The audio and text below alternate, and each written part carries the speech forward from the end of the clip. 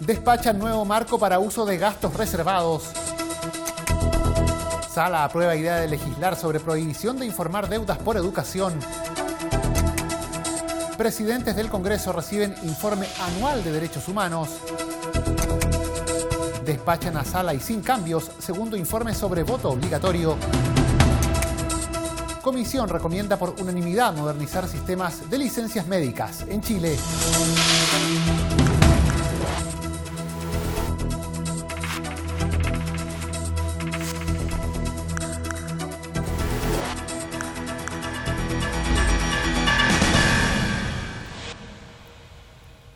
¿Cómo están? Los saludamos. Sean bienvenidos a una nueva edición de Frecuencia Legislativa. Nos reunimos para revisar las principales noticias, los hechos que han marcado la pauta en las últimas horas aquí en la Cámara de Diputados. Iniciamos hoy contándoles que se despachó un nuevo marco para el uso de los gastos reservados. La propuesta aprobada en tercer trámite legislativo define lo que se entenderá por gastos reservados, las entidades facultadas para su uso, los procedimientos de control y probidad a seguir y normas sancionatorias en caso de irregularidades o vulneraciones a los preceptos de esta ley. Un nuevo marco regulatorio comenzará a regir para abordar los llamados gastos reservados de que gozan algunas instituciones del país. Según la propuesta aprobada en tercer trámite por la Cámara de Diputados y despachada al Ejecutivo para su promulgación como ley, se entenderán por gastos reservados aquellos egresos que se facultan realizar a 11 entidades del país, entre ellas las Fuerzas Armadas y las policías, para el cumplimiento de sus funciones siempre que sean relativas al orden público, a la seguridad interna y externa del país, a la inteligencia y contrainteligencia y que, por su naturaleza, deban ser reservadas o secretas. El apoyo unánime demostró el amplio consenso sobre la materia, particularmente al tener como norte evitar usos no autorizados o irregulares, como ha ocurrido en el pasado, punto que destacaron los diputados UDI, Patricio Melero y PS Leonardo Soto. Las Fuerzas Armadas reciben del orden de 4.000 millones de pesos al año que se pueden por ley gastar reservadamente y que es necesario para las labores de inteligencia, de adecuado resguardo de la soberanía y otras materias propias que por lo demás todos los estados tienen, y Chile no es una excepción. Lo que este proyecto de ley hace es dar mayor transparencia en el proceso de rendición de estas platas, de forma tal de que no exista ningún riesgo que puedan haber sido mal utilizadas, como desgraciadamente puede haber ocurrido en el pasado. Se configura un sistema completo de mayor control político, democrático, técnico, financiero sobre los gastos reservados que administran las personas que por ley les corresponde esta función. Con eso se cierra la puerta de manera bastante hermética a la discrecionalidad, a la falta de transparencia, al secretismo que fue la base de actos de corrupción que han indignado a la ciudadanía y avergonzado a los integrantes honestos de estas instituciones que fueron parte de esta red de corrupción. El proyecto, junto con definir las entidades afectas a este sistema, establece nuevos mecanismos de control y de probidad, como explicaron los diputados DC José Miguel Ortiz y RN Andrés Celis. Hoy día los gastos reservados hay un control 99,9%. ¿Por qué? Ejemplo, tiene facultad el Contralor General de la República, que va a tener dentro de los primeros 6 meses todos los antecedentes, todas las partidas que tienen gastos reservados, el detalle. Y si él considera que no se justifica, va a hacer una investigación interna y naturalmente se le informa al tiro. Depende de los ministerios, Ministerio del Interior, Ministerio de Defensa o bien el Ministerio de Relaciones Exteriores. ¿Qué otro cambio relevante hay en esto? Que también los subsecretarios y los ministros, ya sea del Interior, de la Cancillería, como también de Defensa, también pueden exigir los informes tanto de las Fuerzas Armadas, de Carabineros, como de la ANI. En definitiva, lo que se hace acá es que se pueda exigir información, como también que sea transparente y todo en vista a que la probidad sea lo que impere en los gastos reservados. La propuesta despachada, entre otras variadas normas, remarca que cualquier otro uso de los gastos reservados queda estrictamente prohibido y su incumplimiento se considerará falta grave a la probidad, para lo cual se establecen las sanciones pertinentes. La Sala de la Cámara aprobó la idea de legislar sobre la prohibición de informar deudas por concepto de educación. El proyecto establece que tal como no pueden comunicarse las deudas de servicios de electricidad, agua, teléfono y gas, tampoco podrá hacerse con las contraídas para financiar estudios en cualquiera de sus niveles.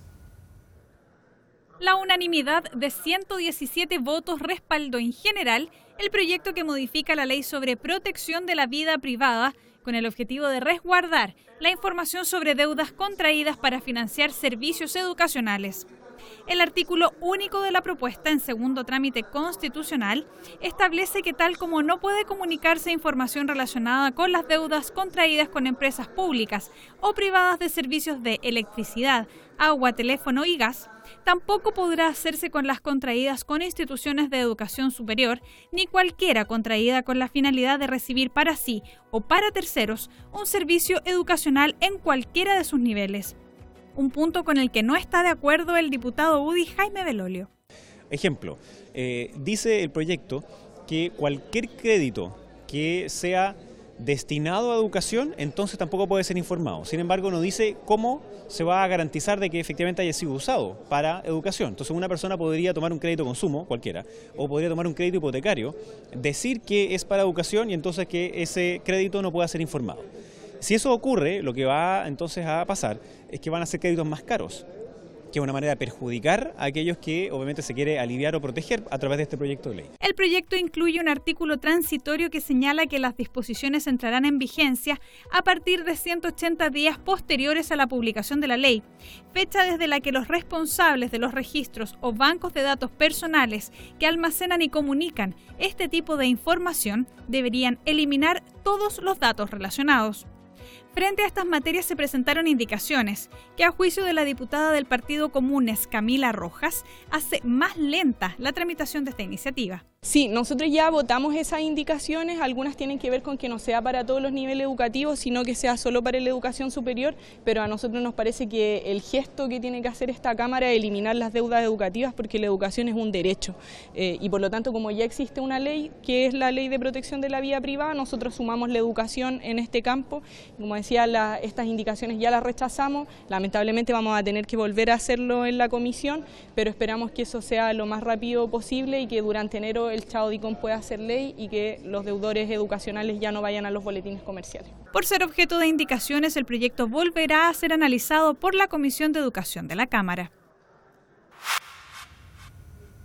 Los presidentes del Congreso recibieron el informe anual de Derechos Humanos. Los titulares tanto de la Cámara de Diputados, Iván Flores, como del Senado, Jaime Quintana, acogieron las recomendaciones del texto y reiteraron la necesidad de consagrar por ley el derecho a reunión. El presidente de la Cámara de Diputados, Iván Flores, junto a su par del Senado, Jaime Quintana, recibieron el informe anual elaborado por el Instituto Nacional de Derechos Humanos sobre la situación de derechos humanos en Chile en el contexto de la crisis social iniciada en octubre pasado. El documento, tal como señaló el director del INDH, Sergio Mico, denuncia graves violaciones a los derechos fundamentales entre el 17 de octubre pasado y el 30 de noviembre, un uso indiscriminado de la fuerza por parte de las policías y entrega una serie de recomendaciones que dicen relación con acabar con la situación que vive el país. Hay un número de recomendaciones que dicen relación con acabar con la situación que se está viviendo y en este caso quisiera señalar que el derecho de reunión en todas las legislaciones está regulado por ley, en este caso es un decreto del año 82 y ahí nosotros lo que le hemos pedido al Congreso, al presidente de la Cámara y del Senado, apurar un proyecto de ley, una ley que regule el derecho de reunión, porque está vista lo que está ocurriendo en Plaza de Italia y en general en todo el país, donde bueno, es un derecho a reunión sin permiso previo, sin armas, pero lo que uno observa es todo un debate sobre dónde se puede, dónde no se puede hacer y grados de violencia y de violación a los derechos humanos que se sigan produciendo. En tanto, el titular de la Cámara sostuvo que el informe es contundente e ilustrativo y además compromete al Parlamento a modificaciones en materia legislativa. Debemos hacer algunos ajustes legales. como en una democracia ya consolidada como la que tenemos, entre comillas, y recalco las comillas, porque una democracia plena no es lo que hemos estado viviendo en estos días, digamos, tiene que también permitir y regular de una manera distinta el derecho a reunión, y eso se tendrá que hacer por la vía legal. Nos preocupa y nos duele, lo voy a decir con franqueza, nos duele el informe. No por lo que ha hecho el instituto, que de hecho felicito la tarea realizada, sino que por las cifras que aquí contiene. Y significa que no hemos logrado tener a 30 años de recuperada la democracia una convivencia tal que nos permita de verdad debatir, hacer ver las cosas sin que haya violencia de por medio y una respuesta que muchas veces ha sido brutal. En la misma línea, el titular del Senado expresó su preocupación por el contenido del informe y llamó a los distintos poderes del Estado a hacerse cargo de las reiteradas violaciones a los derechos humanos denunciadas por el INDH. Recomendaciones, particularmente el presidente de la República, cuyas declaraciones en los últimos días también de alguna manera han relativizado los hechos. Aquí no puede haber negación de estos hechos tan graves que la comunidad internacional ha percibido y que tanto daño también le ha hecho a las víctimas de estas violaciones de derechos humanos y también ante la comunidad internacional.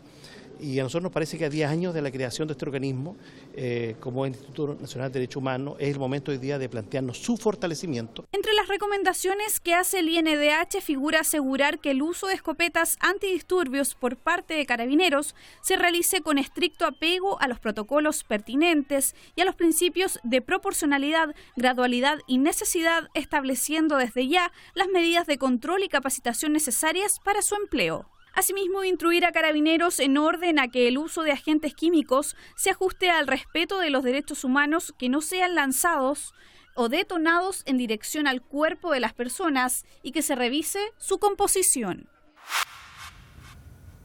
Y se despachó a la sala y sin cambios el segundo informe sobre el voto obligatorio. La propuesta, nacida en 2 mociones parlamentarias, junto con restituir el sufragio obligatorio, exceptúa a las personas mayores de 75 años de edad de cumplir esta obligación. Los diputados de la Comisión de Gobierno Interior despacharon a sala el segundo informe del proyecto de reforma constitucional que establece el voto obligatorio. El texto fue analizado por segunda vez en la instancia legislativa tras haber sido objeto de indicaciones en su aprobación en general en el hemiciclo.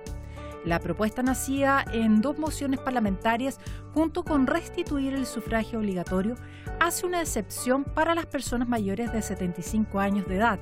Así lo explicó la presidenta de la comisión, diputada Joana Pérez, quien destacó la importancia de imponer nuevamente como deber cívico la obligatoriedad del sufragio. Principalmente nosotros tenemos muy claro lo que esperamos a través del proyecto que busca restablecer el voto obligatorio, porque creemos que es necesario dar una señal también de legitimar procesos, legitimar también futuras elecciones que vengan y generar esta sintonía con la ciudadanía. Hay muchas materias que son multifactoriales en materia de la crisis social, pero hay una que tiene que ver también con la democracia, el fortalecer los espacios de participación. Tuvimos un plebiscito importante por los municipios y yo creo que la formación cívica aquí viene a ser esencial cuando queremos restablecer procesos democráticos. La diputada Karin Luc detalló que las 4 indicaciones que estudiaron fueron rechazadas por ser materias que debían ser abordadas en otras leyes, cambiaban los plazos establecidos o querían mantener el voto voluntario. Sin ningún cambio de lo que ya estaba aprobado ya en la sala, porque se presentaron 4 o 5 indicaciones, las cuales se rechazaron todas, debido a que muchas de ellas eran temas de proyecto de ley, de tema de ley, no tenían que ir expresamente a la Constitución, y otras que querían cambiar tanto los plazos como también que volviera a ser inscripción voluntaria. Entonces hay una serie de temas que se rechazaron. La nueva redacción del precepto constitucional define que en las votaciones populares el sufragio será personal, igualitario, secreto y obligatorio. Además, el texto estipula que el Estado arbitrará las acciones necesarias para informar, facilitar e incentivar el ejercicio del derecho a sufragio. Los diputados de la comisión esperan que la reforma constitucional termine su tramitación prontamente, de modo que se aplique para las elecciones municipales del 2020. Y en comisión investigadora se recomendó por unanimidad modernizar el sistema de las licencias médicas en Chile. La instancia encargada de analizar la forma en la que actualmente operan las comisiones de medicina preventiva e invalidez, COMPIN, aprobó y despachó a la sala el informe con las conclusiones de su estudio. Por la unanimidad de sus integrantes, la comisión investigadora de las COMPIN aprobó un informe único de conclusiones respecto de la demora en la resolución de las licencias médicas y otros asuntos de competencia de las comisiones de medicina preventiva e invalidez. El documento concluye que existe una precariedad institucional al interior de este organismo encargado de proveer las licencias al trabajador en el caso de enfermedad.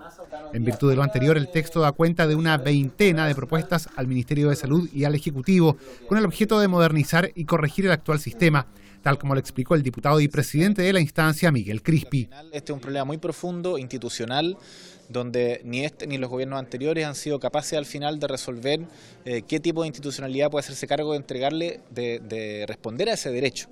Y lo que pasa es que cuando uno se enferma, al final lo que advierte es que va a tener que hacer toda una caminata por el desierto esperando que efectivamente te pague la licencia. Se pone todo el peso de la prueba sobre la persona que está enferma y no de la institucionalidad que te tiene que entregar ese derecho. Y así está el problema de los atrasos, hay diferencias entre las personas que están en FONASA y en ISAPRE. El diputado Andrés Celis precisó que la comisión concluyó además como punto central la reestructuración del sistema de licencias para agilizar el pago de las mismas. Lo que nosotros recomendamos fundamentalmente al Ministerio de Salud, que aquellos organismos que están justamente a cargo de pagar las licencias médicas se modernice, se reestructure, que definitivamente la COMPIN no dependa de las seremías de salud de cada región, que levante una página web para que las personas que están enfermas puedan tener un registro, puedan hacer el seguimiento y que se dé un plazo acotado y que este se cumpla. Porque en definitiva lo que hay que entender que cuando la gente se enferma no es que quiera hacerlo, sino que en definitiva es por alguna causa y no porque aquel o aquella quiera provocarlo. Cabe recordar que la comisión investigadora de las COMPIN tuvo como misión específica aclarar el funcionamiento de la Unidad Centralizada de Licencias Médicas y Subsidios, dependiente de la COMPIN Metropolitana de Santiago, así como determinar si dichos órganos cuentan con personal suficiente para cumplir sus fines. El grupo se abocó además a identificar las causas de la demora en resolver las licencias médicas y otros asuntos de su competencia y examinar la labor desarrollada por la Superintendencia de Salud respecto del rechazo de licencias médicas por parte de las instituciones de salud previsional, ISAPRES, las que llegan en apelación a las COMPIN. El texto quedó en condiciones de ser analizado y votado por la sala de la Cámara. Y de esta forma nosotros llegamos al final de la presente edición de Frecuencia Legislativa. Agradecemos su compañía y les recordamos que estas noticias están disponibles para descarga en sus diferentes formatos audiovisuales en el www.cámara.cl. Muchas gracias por su sintonía. Siga junto a Cámara de Diputados Televisión.